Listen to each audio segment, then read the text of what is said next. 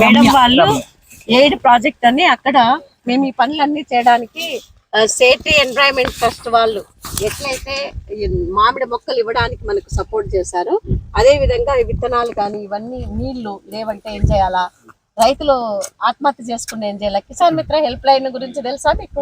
Card ఉందా మీ అందరి దగ్గర? కిసాన్ మిత్ర హెల్ప్ లైన్ కార్డు ఉందా?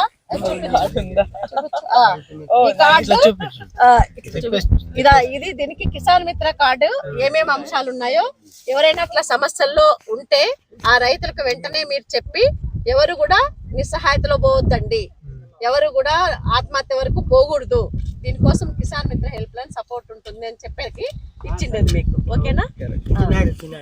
అదే అవి చెప్పాల పెద్ద నువ్వు చెట్టు కింద కూర్చున్నప్పుడు కూడా నీళ్లు లేవే, వర్షం లేదే, పశువులు ఏమైతాయని బాధపడుతుంటారు రైతులు.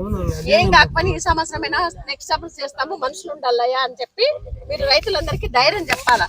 ఇప్పుడు చూడు ఎన్పి కుంటలో ఒక రైతు ఇవన్నీ వేరుశనగ బుగ్గలన్నీ ఇదైపోయినాయని ఆత్మహత్య చేసుకొని చనిపోయినాడు. వాళ్ళ ఫ్యామిలీ ఏమైతుంది, వాళ్ళ పిల్లలు ఏమైతారు అది చెప్పాలి మీరు.